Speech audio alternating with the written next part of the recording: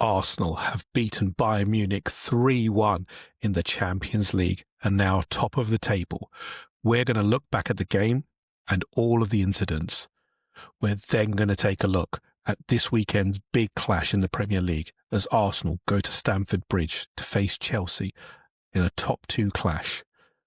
Lots to cover on episode 31 of Red Lines and Half Spaces.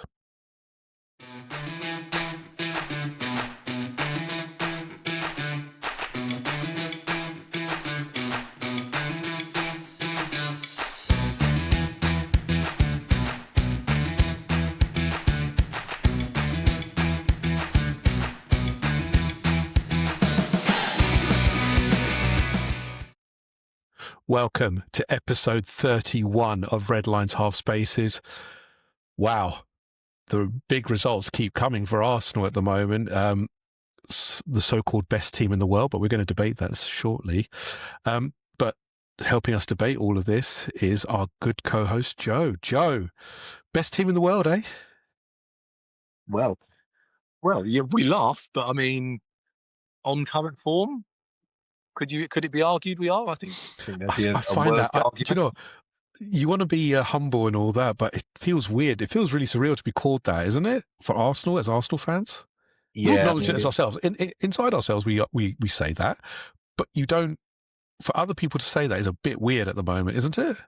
Yeah, I mean, we're used to Arsenal slander and being banter FC and all that sort of stuff. So for neutrals to be coming out and sort of saying that Arsenal are one of the best sides in the world on current form, arguably could be the best side in the world. It's a weird situation to be in, mate. I feel like, as much as I appreciate the good sentiment of people, I'll just leave us alone. We will decide if we're the best team in the world or not. But no, it's all very welcome, mate. It's a great time to be an Arsenal fan at the moment. And the only thing that sort of I'm not happy about is that it's not currently May. Because if it was May, I think we'd be looking at maybe 2-3 trophies. Of course, we haven't even quite reached December yet, so still a long way to go. But yeah, we're in fantastic form. We just have to keep going as best we can, mate. Yeah, absolutely. And last time out, we played Bayern Munich at home in the Champions League. So let me share the slides. If you are watching on YouTube, you will see the slides in a second. Here we go. So last time out, it was Arsenal 3, Bayern 1. Joe, going into this game, this was definitely billed as the clash of the heavyweights, wasn't it? It was number 1 and 2 in the Champions League. The two acknowledged form teams at the moment. Bayern going amazingly well in the Bundesliga, had got full 12 points in the Champions League. Arsenal, top of the Premier League, and full 12 as well. This had the feeling of a big heavyweight clash, didn't it, Joe? It you know, like in boxing, you have those big heavyweight clash. This was it. The immovable object. I mean, you know, it's that kind of thing. That analogy, isn't it? The indestructible object meets the immovable object, and one had to give. And wow, what an evening. But how are you feeling going into the game, Joe? Were you confident? I mean, we talked about in our preview, this was going to be a hard game, and we were kind of the opinion, would we prioritise this over Chelsea? And obviously we'll talk about that with the lineup, but how are you feeling going into this one? Well, first of all, I'll do you a favour and say it's the immovable object meets the unstoppable force. Because you got a bit tongue-tied there. So it's hard, isn't it? It's hard. It's hard. Just let the people know what he's going on about. But yeah, going into the game, mate, this was one I was really excited for. I think I've banged on this podcast for a few weeks now about how this Arsenal-Bayern game was one I was really excited for. Reasons being, mate, obviously Bayern are absolutely flying. I think, obviously, I know there's missing Diaz for the game, but I think you could argue their front three is probably arguably the best in world football with Elise, Diaz and Kane when they're all available. I think they've won all of their league games. I know it's not the Premier League, but it's still an impressive record to win all your league games so far. And obviously they're flying in Europe as well. And we know the struggles we've had against Bayern in the past, specifically sort of multiple 5-1 losses to them. We've kind of, they've almost sort of big brothered us. They've always sort of patted us on the head and said, They're Arsenal, there's levels to this sort of thing. So for the first time in a long time, I felt like we was going into this game on par with Bayern. Because obviously they're a massive club, resources unbelievable, they've got fantastic players. But for the first time in a long time, mate, I felt going into this game that we weren't the little brother anymore. And I feel like we walked in with our chests out, shoulders back, and we was like, we're the Arsenal, and this is a different animal you're up against now. So I was just really excited for it, mate. And I think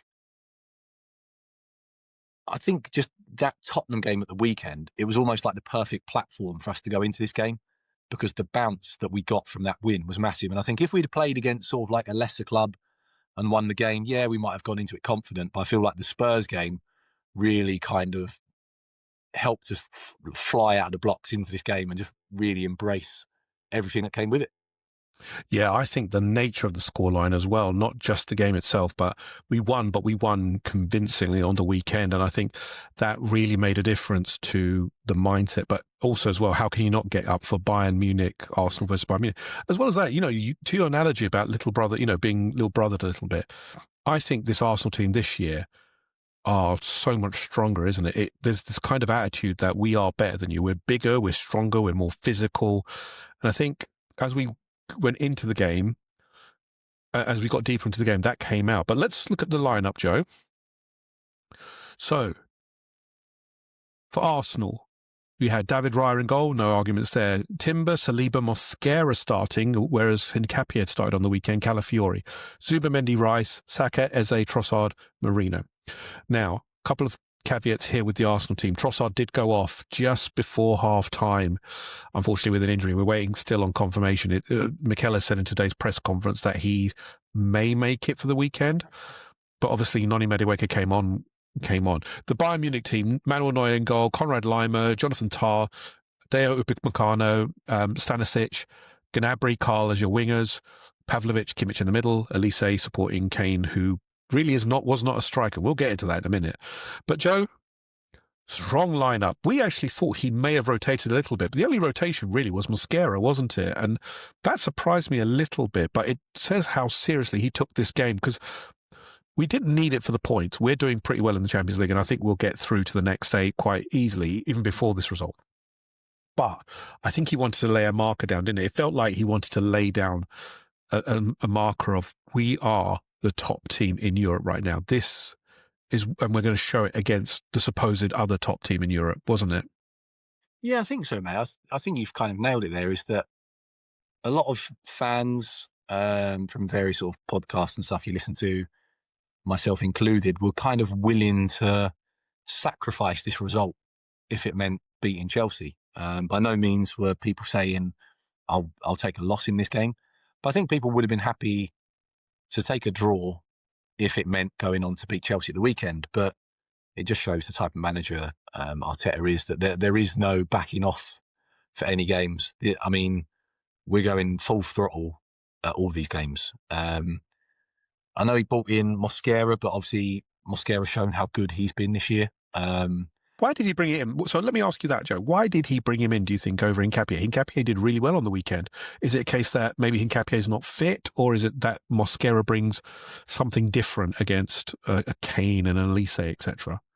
I think Arteta has already answered this for us, mate. I'm sure he come out in his post-match press conference and said Hincapié is obviously not quite up to match fitness yet. That game took a lot out of him. So I think that's probably why he's done it, just because, like we said, Hincapié's not had a lot of minutes. Obviously, travelled back from Ecuador. I think he played 90 in both games. Yeah. So it's going to take it out of you. The atmosphere from that game would have sort of carried him through, if you like.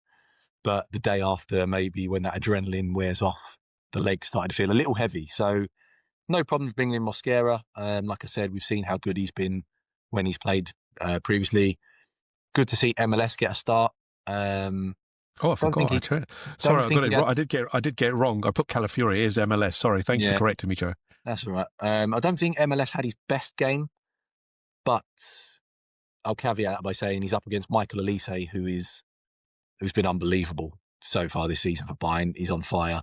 And obviously MLS hasn't been getting a lot of minutes, so he's sort of out of match practice. I know he done really well against Atletico, but I don't think he was up against a world-class player like Michael Elise, who could, on his day, will skin anyone, really. But no, the rest of the team, sort of as expected, I think.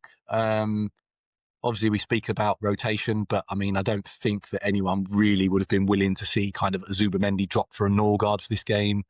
Anything like that. And obviously, the bench now is people are coming back, so we've got the ability to change things from the bench, which is good. And I was glad to see we did that. Obviously, the scoreline kind of aided us in our ability to do that. But in terms of starting lineup, fairly happy with it. My only real concern is the load we're currently putting on Jurrien Timber. So I think if we were to lose him, that could be massive. But hopefully he'll just keep machining his way through this season. And just something we've probably got to keep an eye on, I think. Yeah, I think we definitely have to. I think he gets through so much. He's such an athlete that he gets through so much in a game. But you're right, Joe. I think all Arsenal fans are concerned about Jurrien Timber. It was good to see Ben White get on in the last few minutes, but I would have expected more. To your point about Lewis Skelly, I was with you. I think it was just a case of, look, you're talking about a fully fit Michael Elise, match fit, and Lars Lewis Skelly hasn't really had the minutes, has he? I mean, it's not the same when you go up against. I think a fully fit, match fit Lewis Skelly will do much better against Elise. I don't think there's any worries about his ability. I think anyone who's poo-pooing his ability is not really looking at what he did last season. You're talking about, Elise's in prime form at the moment, playing every week, doing really well against Lewis Skelly, who came in as reserve. But it shows the confidence of Arteta to do that, doesn't it, Joe? So let's move on and talk about the match stats. So Arsenal 40%, Bayern 60%. We'll talk about that because it was an interesting way that we went about the game. Expected goals, though, 3.11 for Arsenal, 0.65 for Bayern. Total shots, 13 on goal, 8 for Bayern. Shots on target, 8 for Arsenal, 2 for Bayern. Big chances, 7 for Arsenal, Bayern 1. Accurate passes, 275 for 8 with 80% pass rate. Bayern 461 with an 86 pass rate. Corners, 6 for Arsenal, for Bayern 1. Joe, the stats tell you that Arsenal were more efficient, weren't we, in all the areas. And for me, Bayern, and it came out in the game, were just overplaying it way too much at points, weren't they? What did you think, bearing those stats in mind? Yeah, I think at the start of the game, Bayern looked really good. They had a lot of possession, kept the ball for quite a long time, I found. We've not seen that very much at all this season, if at all. That's probably the first time, really, that you've seen Arsenal. Do you think that was Arteta trying to feel out what Bayern were doing and trying to... Declan Rice made a point about this. They were looking for references. When you're playing, you look for your reference, don't you, effectively? Who's the striker? Who's your number 8? Who are you going up against? And obviously, they found it very difficult because Kane dropped off and everyone was changing positions. So do you think it was that they were trying to understand, look, where is everyone playing and what are they doing? Yeah, I think so. I think we probably went into this, mate, and just thought, you know what, we'll stay compact and organised early on and we'll just see what Bayern have got. Because I think, given the kind of energy expenditure from the weekend, you can't then go full throttle straight away in this game because if you run out of legs late on, Bayern could walk all over you because we know that they don't have the most intense games in the league. So they probably wouldn't have as heavy legs as we may have going into the latter stages of the game. But no, I think it was very sort of deliberate from Arteta. I think he probably sort of instructed the team, said, look, just be compact earlier. This game isn't going to be won or lost in the first sort of 10 minutes. Just keep it tight. If they want to have the ball, let them have it. Obviously, we'll go and press when we need to. And like you alluded to with Declan Rice, sounds like there were certain triggers where if they sort of entered certain zones on the pitch, then we'd press. And otherwise, we'd kind of sit off and let them have it. But no, I was really impressed with our performance, mate. And again, to restrict Bayern Munich to only 2 shots on target, it again shows the defensive solidity of the whole team, not just the defence. But do you think, looking at this, Joe, we didn't have the majority of possession, but we had the better expected goals, better shots, big chances. So shouldn't overpass it? Should passing around? Are we that? To me, it speaks of we're adaptable, aren't we? We don't need to overplay the ball to win this game. Because usually in most games, Joe, I think you and I talked, we do overplay sometimes. We pass side to side, etc. But I feel this year it's more thoughtful in that we're passing to try and reset everybody or trying to pull a team out from its comfort zone, if you call it that. We did it against Newcastle. We did it against Crystal Palace quite a bit. I think Arteta's just gone up a level in terms of he's thought about, with Bayern, let's find out what they're all about, but we're going to be much more efficient in how we play forward. We didn't pass it for passing sake. We went long ball as well, didn't we, Joe, in this game? Yeah, and it kind of comes back to the point we made before, Yem, about sort of our transfer window and this squad, is that we've now got a team that's capable of playing in so many different ways. Like I've said before, if you want to go long ball against us, we can do that. If you want to play sort of tiki-taka football, we can do that. If you want to sort of end-to-end game, transition game, not a problem, we can do that. We've now got such depth in this squad and so many different tools that we can call upon. We can just adapt to every sort of opponent and just find a way to get wins, and put in good performances. Because again, this was another fantastic performance. And it was just such a different game from the weekend.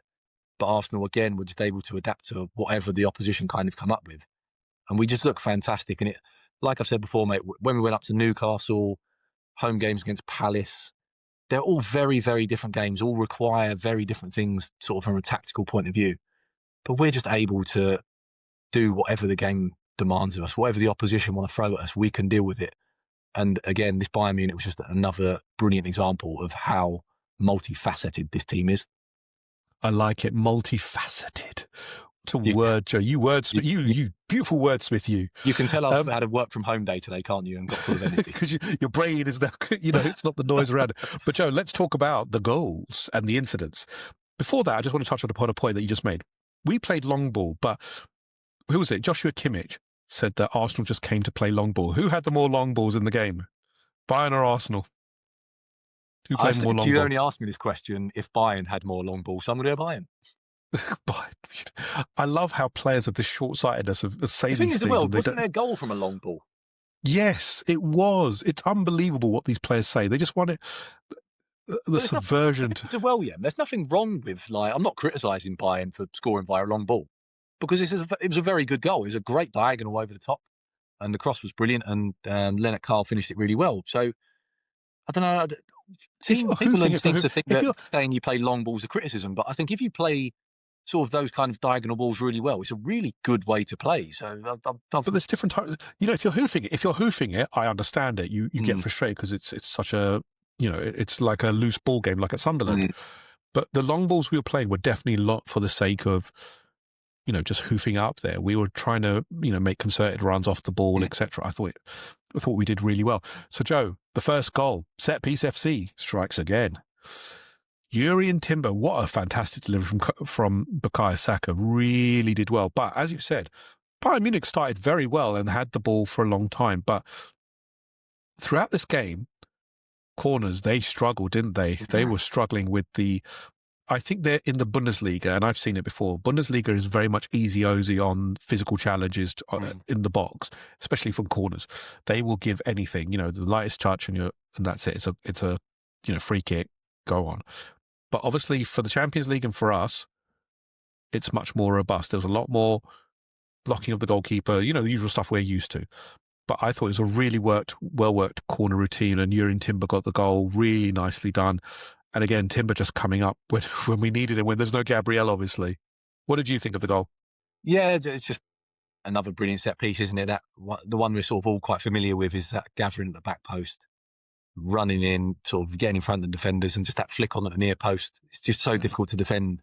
And quite ironic that Bayern apparently had been practicing their set pieces, but we scored from the set piece we've probably used the most. But no, really good header. Again, these goals don't happen without world-class delivery and a real desire to get on the end of it. And we have both of them things all the time. So really good goal. And I feel like it kind of took the wind out of Bayern's sails as well, that goal. And I think we probably could have been 2-0 up shortly after when Eze kind of got through. He wasn't sure whether to pass it or shoot. And it just dribbled past he shot, didn't he? And it was fantastic, really good play. But then I'm sure, as you're about to allude to, Bayern hit back very quickly. So let's talk about it. There's no image because we're not going to do that. We're not that kind of Arsenal podcast. But the goal came from, as you said, a long ball from Joshua Kimmich. Really well done. Lovely cross to Elise. And Elise with another fantastic cross into Lennart Carl, the 17-year-old, who I thought was really impressive, actually, for most of it. Kind of died down in the second half, but I expect that for a 17-year-old. Again, you're kind of comparing him to the Max Daumann, the Ifuaneris, etc. But he was very impressive, wasn't he, Lennart Carl? And it was a great finish from a really good move. You have to acknowledge it. It's a quality team. You can't expect from them not to create chances. They restricted them to 2, but it was a great goal, wasn't it, Joe? Yeah, brilliant goal. Like I said, that diagonal ball over the top of MLS, world class. That's what you get in the Champions League, is that if in the Premier League, that could be overhit slightly. The first touch from the winger could just sort of take you away from goal. The cross that comes in could be sort of overhit, underhit, whatever. There's so many things that at the highest level, they get right all the time. And that goal was a great example of it, because the diagonal was perfect, the cross was perfect, and the finish was perfect as well. So might have got away with that in the Premier League against sort of like a lesser opposition, but in Europe you get punished. And that was a good reminder for us, to be fair, that there are going to be teams who are able to punish it at times, because we're playing at the top level of European football. Yeah, absolutely. And then the next goal after what? So we made some substitutions. Calafiori, Noni Madueke had to come on just before half-time for the injured Trossard, but Calafiori came on for MLS, and it was a fabulous ball out. Really, really well done. There was a couple of moves, actually, that I really want to touch upon. Declan Rice, my God. Let's talk about Declan Rice. Declan Rice in this game was unbelievable. His driving runs, he should have had a goal, actually. That one that he made the driving run and smacked it left-footed, and Manuel Neuer made a fantastic save. But he was everywhere, wasn't he? He was the man of the match by a clear mile, wasn't he, Joe? Yeah, do you know what the thing is? Well, other than that chance, I think the thing that summed up Declan Rice's performance is seeing him that sort of battle towards the end of the game he had, where he kind of was driving forward, lost the ball, not a problem, spins around, goes back, wins the tackle, has the armband on, big roar at the crowd. And that just kind of summed up his game. He was absolutely phenomenal. And could it be argued he's currently the best sort of central midfield player in the world in his role as that box-to-box player? This is the debate. This is the debate. So why don't we have a chat about it? There's been this comparison this week by Sky around Caicedo and Declan Rice. I don't think Declan Rice is a number 6, personally. I think he's an all-around midfielder. He's not even an 8. I think he does everything really well. I think Caicedo is a very good number 6. But I think Declan Rice offers so much more, and I think that's what gives him that kind of... He elevates himself for me. He delivers set pieces. He scores goals. He is driving from midfield all the time. Where, for me, he feels like the best midfielder at the moment, on form. He just delivers in big games. He did it against Real Madrid last year. He did it again tonight against Bayern Munich. What do you think? Do you think he's the best midfielder in the world at the moment? I mean, Caicedo's certainly in there for as a good shout. But yeah, it's hard to say, isn't it? Because unless you watch kind of world football regularly, it's hard to kind of make a fair judgment on it. But I think what we could say as Arsenal fans who spend most of our time watching Arsenal is that if there is anyone out there who is producing the same level as Declan Rice, I've not seen or heard it yet. And usually this stuff finds its way to you on Twitter, doesn't it? And various other news sources. But I think as well, Declan Rice, he's the sort of player who is obviously playing in our side at the moment, but he could easily just slip into earlier Arsenal teams, like the 4-4-2 Arsenals, because he can do it all. Back in the day of the Keane and Vieira battles, can you imagine throwing like a Declan Rice in there as well? That would have been superb, wouldn't it? It really would. Yeah, he's just on fantastic form, mate. And I think he said, it was either his interview after Spurs or an interview after Bayern, he said it's the fittest he's ever felt. He just feels like on top of the world at the moment. And he's showing these performances because arguably at the moment, even with all the world-class talent we have, he is currently up there as one of our best players at the moment. And he just he's been a monster for the last few games now, and same again on Sunday, and it could lead to a positive result for us. Yeah, absolutely. And just again, he was just everywhere. Do you remember that was that point where he lost the ball? He went on a driving run, lost the ball, got up straight away, came back, and absolutely went for another tackle. That's just describes Declan Rice to me, doesn't it? It's just unbelievable. But Joe, second goal came from a fantastic ball from Riccardo Calafiori. I thought when Calafiori came on, I thought we looked better. Look, again, MLS rusty, no detriment to him, but Calafiori is the number one choice at the moment at the left back for a reason. He just looked a little bit better, didn't he, when he came on? And then it was a fabulous cross to Noni Madueke at the far post. Really, and a great first goal. What a way to get your first goal for Arsenal in the Champions League in one of the biggest games. Yeah, I mean, in fairness, I think what Calafiori's done is show that a fully fit Calafiori is just an exceptional player. And that's taking nothing away from MLS. He's obviously not getting as many minutes, not in the form that he was in last year, which is absolutely fine. You won't be. But yeah, I think what it does highlight is just the level that Calafiori is currently playing at, to make MLS look kind of average, if you like, to sound really harsh. But I think that's more of a compliment to Calafiori's at how well he's playing rather than MLS criticism. Like I said, mate, he came on the pitch and put in an absolutely fantastic cross. Again, so much pace, just really whipped it in, almost to hit it like a shot, just fired it across the top. And Madueke done really well. You see it on the kind of one of the angles. He just sort of times his run really well, sort of ghosts in behind the fullback, nips in front of him. And yeah, I mean, the only other sort of thing that he probably would have wanted was to score his first goal at Stamford Bridge on Sunday. But Bayern Munich getting the goal that puts you into the lead, first Champions League goal, it's not a bad way to open your account for the Arsenal. I know it, and I mean Conrad Lima was struggling throughout that game with Bukayo Saka, but obviously then we took off Bukayo Saka to bring on Martinelli, who we'll go into in a minute. That was unheard of a couple of years ago, wasn't it? In the big game, you make that switch, and then obviously Madueke switched to the right wing and got the goal from there. Crazy, isn't it, how things have evolved, Joe, that we're now in a position where we can take off Bukayo Saka, who didn't have a bad game at all. I thought he had a very good game, actually. I think it was just, again, we're saving legs for games to come, isn't it? You want to rotate well, but you want options like a Madueke who are going to give you something different, and obviously came up with the goal. It's great, isn't it, Joe, that you can have that kind of thing?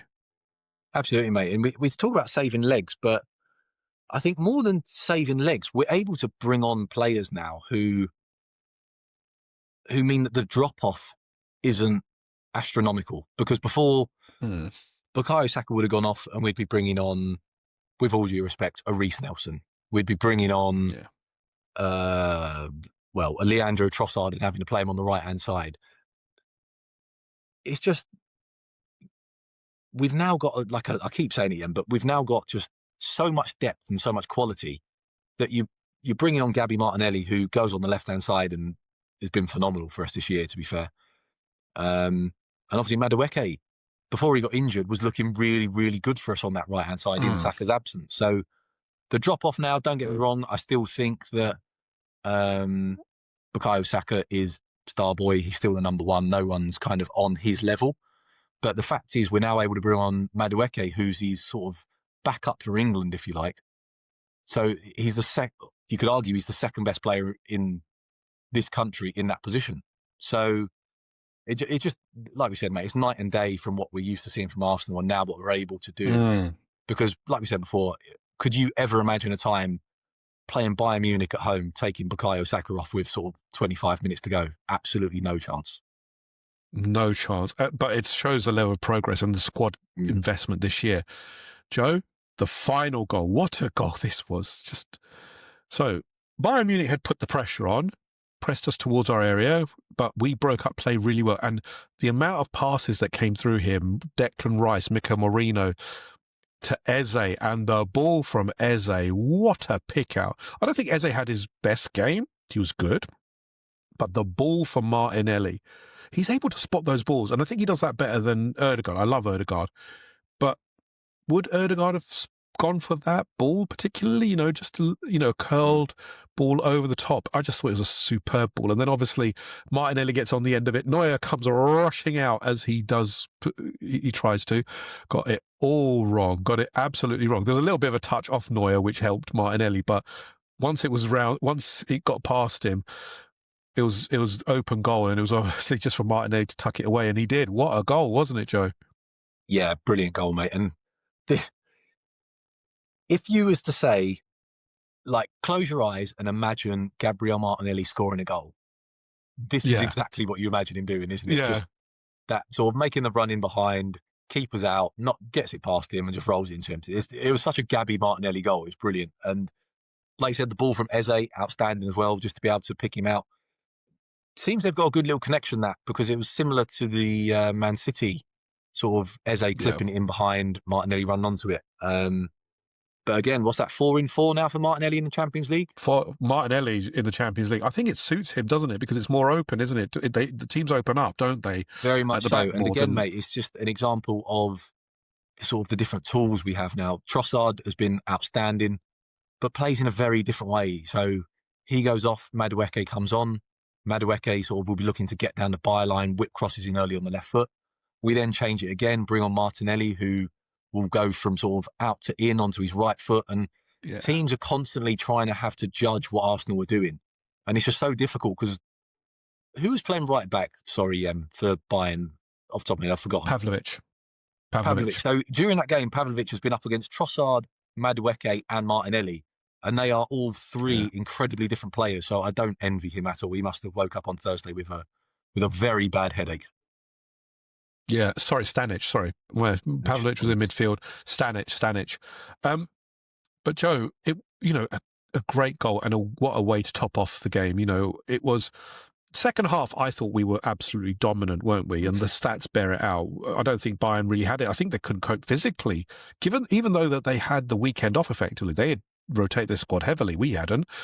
But they couldn't cope physically. They just dropped off so badly, didn't they? I mean, Leonard Carl, I can understand, but couple of points here. Harry Kane, no touches in the box, no shots. It was pretty much, he wasn't in the game, was he at all, Joe?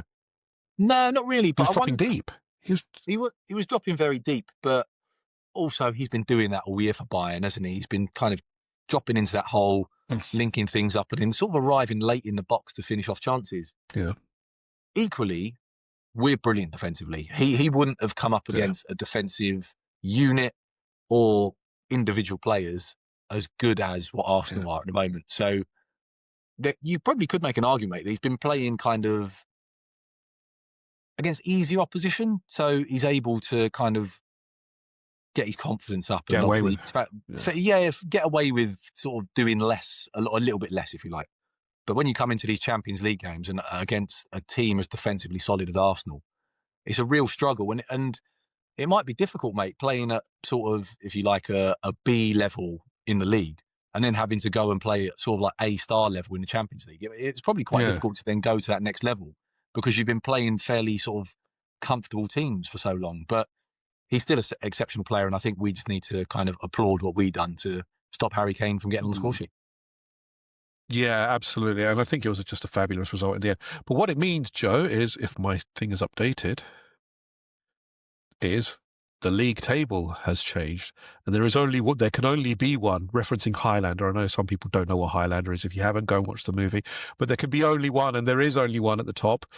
Maximum points for Arsenal, 15 of 15, all wins. Paris Saint-Germain, who beat Tottenham 5-3. Thank you very much, Paris. In second with 12. Bayern Munich dropped to third, 12 points. Inter, who lost 1-0 to Atletico Madrid, on 12 as well. Real Madrid on 12 again. Dortmund on 10. Chelsea, who won against Barcelona very handsomely, up to 10. Sporting Lisbon on 10. Very surprising, Sporting Lisbon, actually. Man City on 10. That result was a bit of a shocker as well. No Erling Haaland, no result. Atalanta on 10. Newcastle, who lost to Marseille in 11th. Atletico Madrid, who beat Inter, move up to 9th. And Liverpool, oh dear. Liverpool 4-1 loss at Anfield again, down to 13th. Joe, sitting atop the Champions League, sitting atop the Premier League. It's hard work, isn't it, at the moment? So I'm getting nosebleeds from being this high up all the time. Yeah, it's not good for us. It is. I mean, it's great. I mean, again, we've got Inter. No, is it Club Brugge or Internet? I think it's Club Brugge, isn't it? Club Brugge. I'll go with you on this one. Yeah, I think it's Club Brugge, and then we've got Inter, and then Kairat Almaty. 3 games left. I think we've got a very good chance of qualifying in the top 8, haven't we, Joe? I think we've pretty much done the work, haven't we?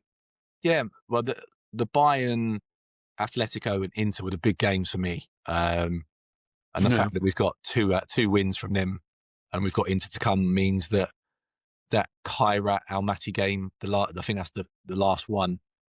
You can do 11 changes again for that one now. That's not a problem. I'd expect to see some rotation for Club Brugge as well, because I think we're pretty much there, mate. And all it does, again, it allows us just, when the fixtures are falling, it just, have an extra night off, lads, and we can just, because we've negotiated the difficult games. We've won the big games, and that's what makes the difference. If you lose those big games, it means that you can't really sort of take your foot off the gas in the lesser games. But if we can get a result against Inter as well, then wow, what a league phase it would have been. And you wouldn't rule out now Arsenal winning every game in the league phase of this competition, mate, because we're looking good. I think he wants revenge, doesn't he, for last year? Because that result was not fair. You know, obviously we were injury prone, but we still gave a good account of ourselves, I thought. I think we can go to Inter and get a result. I think that'd be great if we can. I mean, Inter are no slouches. We've already seen that. They're 12th for a reason. But Joe, Champions League stops for a little bit. We're going to, we focus now back to the Premier League. Up next, Chelsea away, the top 2 at the moment in the league. This is going to be an interesting one, isn't it, Joe? Chelsea are coming off a big win against Barcelona, a big win on a high, going well in the Premier League. Although I will say, I don't think they're in top gear at the moment. I think against Burnley, they got a little bit lucky in that Burnley had all the chances and they should have scored, but poor finishing and a poor ability to finish was some of the reasons. But this is not going to be an easy test, is it, Joe? Away at Chelsea. No, mate, it'd be a very difficult game. I think Chelsea obviously doing very well this year, but the only thing I would say is, off the top of my head, I could be wrong, so please do correct me if I'm wrong, but I don't think they've played any of the big boys yet. Tottenham are not a big boy, are they? This is what I mean. I don't think they've played. I don't think they've had any kind of the real kind of banana skin games yet, which may make their league position slightly kind of false, if you like. But I'll let you check that out. But no, going to Stamford Bridge, mate, it's always a difficult game. We know what we'll get when we go there. I think it's been. I think Cole Palmer's been part of it for the game. Yeah, but will he start? Do you think they'd start him in this game? I mean, he's maybe past fit, but he's not match fit, is he? Well, would you put him in? Would you put him in this kind of game where it's against Arsenal, who are fully at it? Yeah, it's an interesting one, isn't it? Hard to say, mate. It's hard to say, but if he plays, he's a quality player. So he's one we'll have to watch out for. They've got very good players. Chelsea strike me as a very good team of individuals at the moment. I think give Maresca some time and he could sort of gel them together quite nicely and they could become a strong team. But they're a good side, mate. Like we said, we know Stamford Bridge is a difficult place to go and get results. I think their home form... The only thing I would say is that the home form, they've played 6, won 3, drawn 1, lost 2, scored 9, conceded 6. So you could argue their home form isn't the best. And I would... In years gone by, I'd argue Arsenal's away form has been a real strength of ours. So, again, this is a game where in years gone by, we've probably gone to Chelsea and thought, take a draw here. But again, it's another game, mate, where in my head, I'm thinking, years gone by, I would have taken a draw. But no, I want us to go and win this game and really just lay down another statement win. Because, like we said, Chelsea are second. If you beat them, that then puts a 9-point gap to Chelsea. And we just... If we can, I don't expect... I think City have got leads. So I think Haaland's probably going to get about 18 goals in that game. So we just need to go there and if we can get a win at Chelsea, mate, then wow, what a week. A win at Spurs, win against Bayern, win against Chelsea. What a role and what a week that would be if we was able to get that result on Sunday. Yeah. It's massive. Even a draw, actually, like considering the week that you have, it's still a big result to go. But I think a win is certainly attainable because I think if you look at Chelsea's result, so Chelsea have played Liverpool at Stamford Bridge, but Liverpool we know are in very poor form at the moment. They're not the team that they were. But it's interesting to see, Chelsea to me just strike me as a very disjointed team at points. They seem very good, then they turn it on and then they drop off. In some games they don't seem up for it. I think they'll be up for it this weekend. This will be a big one. And I think it's going to be interesting how Arteta lines up, given injuries as well. So we had a behind closed door friendly last night against Watford. Jesus played, a few more players played. So it'd be interesting to see what kind of squad additions we can have, because obviously Madueke and Martinelli are back. That's big. Trossard, we don't know yet. I suspect... Who would you put in the defence? Would you go with Mosquera or Hincapié? Who do you think will happen? Before that, have you heard anything about that behind closed doors friendly, about who sort of played, what happened, anything like that? Jesus and Ethan Nwaneri played. I know that. Arteta didn't give any more than that. There wasn't any. Arsenal, or your friend rather than our friend, your friend. I saw someone sort of asked him what happened, and he just put up a picture of Jesus. So in my mind, he was being very clear. Will now start on Sunday. I don't think so, but I think it's good news that Jesus is getting minutes, because you do want, if you can get another quality player back, it's great. But again, we'll wait and see what happens with the lineup. I think Arteta has said that Havertz and Gyökeres may make it. Depends on tomorrow's scan. 50-50, I think it sounds like. But we'll wait and see. But obviously, Joe, if you look at the table, it's got massive implications, hasn't it? Chelsea are there on 20. We're there on 29 points. Chelsea 23, City 22. So it's not like we've got a massive amount of points that are separating us. This game, depending on how we can go, we can extend our lead and get further away. From, you'd assume City will win their game, so they'll maybe get to 25, and then we'll be on 32. So 7 points again.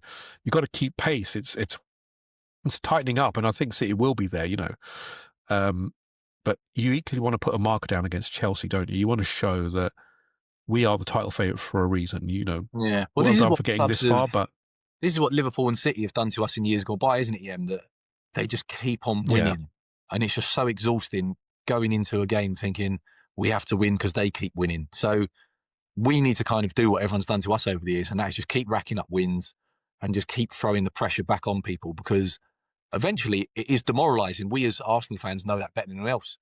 I mean, that kind of 2 years ago, we won 17 out of 18 games, and it wasn't enough to win the league.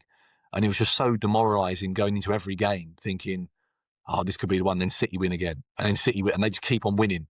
So if we can do that to the opposition, we know better than anyone else how that makes you feel and how sort of soul-destroying it can be. And I want us now to do that to everyone else. So then who do you start on the weekend? I thought Mika Marino in the two games against Tottenham, against Bayern Munich, actually played really well and actually did his role amazingly well. Wasn't like superb, but he dropped off and gave problems for defences, didn't he? And I think Chelsea's defence is not amazing, is it? So you'd want maybe to, given the fitness of everyone else, I'd say Mika Marino will probably start up front, won't he? And we'll probably play that kind of false nine paradigm, won't we, Joe? I think that's what's going to happen, really, isn't it? Yeah, if you can, I think go with the same team that started against Spurs. That would be my preference. I know questions over Trossard, but then if you bring in Madueke, fine. If you bring in Martinelli, fine. We've got options there. You could even potentially stick Eze out there. Who would you go? Odegaard in a 10. There's just so many different options we can do. I forgot about Odegaard. Ooh, what do you do? So let's play the advocate. Would you start Odegaard in this game? I don't think so, just because of the performance Eze gave against Spurs. I'd want him to continue in that 10, because I could imagine him finding space again in those kind of areas, and you need to be clinical in these kind of games, and I think he's got that edge over Odegaard at the moment. And then what about the wing? Who are you going to, Madueke? So say Trossard is injured. Maybe he won't be. Trossard's injured. Madueke or Martinelli? Personally, I'd go Madueke, just because I think going back to Stamford Bridge, he'll be up for it. And then the ability to bring Martinelli off the bench, brilliant. Beautiful. What about you? Okay, so we'll wait and see what happens. I would start Madueke actually because he's got that extra drive. As he scored his first goal, he wants to show Chelsea why they got rid of him, and obviously, you get that bit between your teeth, don't you? And I think I think Eze should start. I think Ødegaard, you bring in slowly, don't you? Really, just so you don't risk the injuries. He's had a horrid time this season. This is the other thing, so so bad you've got, but I wouldn't be surprised. Declan Rice scored against West Ham. Eze scored against Palace. Madueke, you know what to do. Okay. Oh no, you know what to do. You definitely know what to do. But we'll make our predictions now in the predictors game. So Joe, I am going to hand over to you as our lovely host for this one. Thank you very much. You take it away. So last week, we both got 35. We both did not bad. I know you're telling us that's not bad. We both did all right. So we both got two. No one correct could have seen the scores Liverpool game. No. Do you think we got the Liverpool game right at all, Joe? Did we get that? No, did we get the prediction right for Liverpool? Correct. Nobody predicted that. But no, we both. Would anyone in their right mind? God. We both did all right last week. 35. Yeah, 35. We did well. So going into this week, it's all to play for again because we're neck and neck currently. So we're kicking off the weekend. Is it neck and neck? I thought it was 5 points to you. It might be 5 points to me, but I'm still classing that as neck and neck, mate, because that's not a lot. That's just one correct sort of scoreline. So Brentford against Burnley, the first one for the weekend. I think Brentford will win this one. I think at home, Brentford do better. We got Brentford in the week as well, so I think Burnley are struggling again. They've had a few good, but what I saw against Chelsea was they can't finish. They struggle to finish, and I think Brentford will be better. I think a 2. Oh, I want to say 1, but I don't want it. 2-0. 2-0 Brentford. 2-0 Brentford. Yeah, how much it hurt me to actually say that. I know it's your favourite scoreline. Yeah, I'm going to go 3-0 Brentford. Just go. I could see Igor Thiago getting a couple in this one, and I think Brentford at home are a different beast to Brentford away. City against Leeds. City are at home. Oh, yeah. This is a Haaland hat trick. I'm going for a Haaland hat trick in this one, and I want the extra point if he does. I'm going with a 4-0. 4-0 to City. 4-0. Similarly to you, I think City will be pissed. I think City will be pissed. I think Haaland's going to have an absolute field day here, mate. So I'm going 5 for City. Sunderland at home to Bournemouth. Sunderland at home are a very different prospect. I think Bournemouth is struggling right now. They haven't really done that much recently, have they? They've lost quite a few games as well, haven't they? Yeah, they have.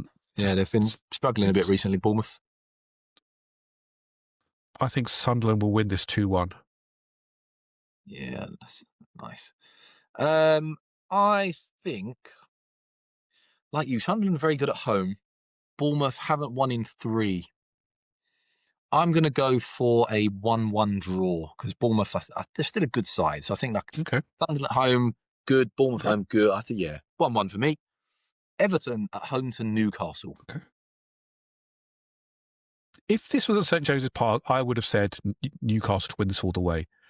But Everton, I think, have done really well. They got a fabulous result against Man United, against all odds.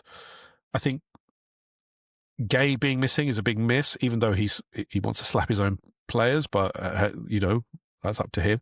But I think Newcastle coming off a Champions League game, they tend to get this bit of a fog around them. They've struggled every Champions League game they've come back from. I think Everton are going to win this 2-1. I'm going to go with 2-1 to Everton. 2-1 to Everton. I'm actually, and just for reference, I'm off to the Hill Dickinson Stadium for Everton Arsenal. So I'm looking forward to that. Excellent. I'm going to go for an Everton 1, Newcastle 2. So I'm going to flip the scoreline. I think Newcastle, eventually they've got to kind of come back from Europe and put in a bit of a performance. So maybe this will be the one. Tottenham at home to Fulham. I think Tottenham will win this one, but just about. I think it's going to be a 1-0 to Tottenham. I don't think they've been playing well at all. Defensively, they look a bit creaky, but I think Thomas Frank's going to put extra onus on the defence in this game because they've been leaking goals like anything. So I think it'll be a 1-0 Tottenham. Yeah, I think this will be a Spurs 3-1. I think Fulham don't score a lot of goals, and Spurs at home. I think they'll want to respond because they did. I know they've lost to PSG in the week, but they put in a much better performance, so that'll give them a bit of a lift going into this one. Palace at home to United. Palace. I think Palace will win this one. I think United looked shambolic against Everton. You're down to 10 men and you don't change anything. I think Ruben Amorim has this real rigidity about his formation that he didn't go for it. And it really did. I don't think it was good enough. I think it was pretty poor. I'm going for a Palace 2-1 win. Sorry, I know it's very cliche of me, but I can't see it any other way. You're allowed, mate. I'm going to go for a Palace 2-0 win. Like you said, Palace having a brilliant season. United very up and down. Could win it, could lose it. You don't really know what you're going to get with United on a weekly basis. Aston Villa at home to Wolves. Yeah. I think Aston Villa are in good form. They've done pretty well. So I'm going to go with an Aston Villa, and Wolves are a terrible, awful team. I think 3-0. Not good because this following Saturday, obviously, we play them at Villa Park. Clicked into gear just at the right time, haven't they? I'm going to, similarly to you, mate, I think Villa are all dispatch of Wolves fairly comfortably, but I'm going to go for a 2-0 just because they had the European game on Thursday night. So they might aid Wolves somewhat, but I still don't expect them to get a result. Nottingham Forest at home to Brighton. I think Forest are going to do well, actually. I think Sean Dyche has really solidified them up. They're working harder. But I'm going to go with a 1-1 draw here because I still think Danny Wells will score because he's on exceptional form at the moment. Yeah, I'm going to go for a Brighton 2-1 win. Interesting. Yeah. Forest obviously played in Europe in the week, did they? Yeah, they did. So, yeah, Brighton fresher legs maybe. West Ham at home to Liverpool.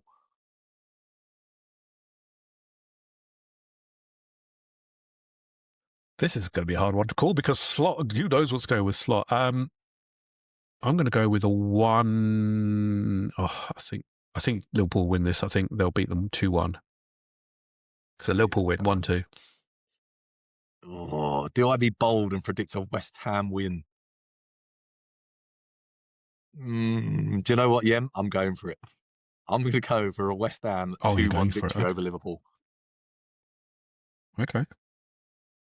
And the big one, Chelsea against the Arsenal.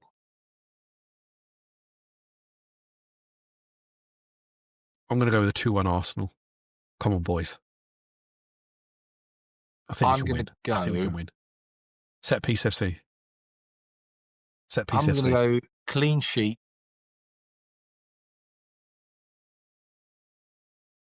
Is it going to be 1 or 2? 1 or 2. I'm going to go 2-0 to the Arsenal. I'm confident.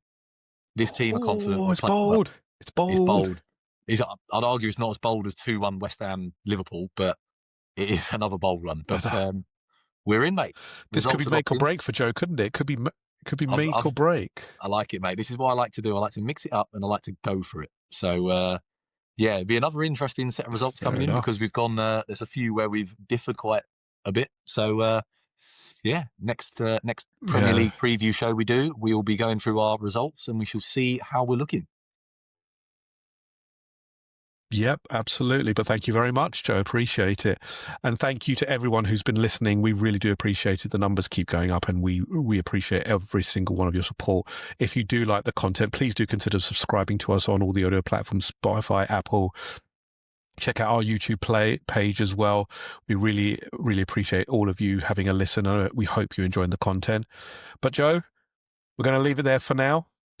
So until next time, stay between the lines and always find the half spaces. Catch you later. Bye for now.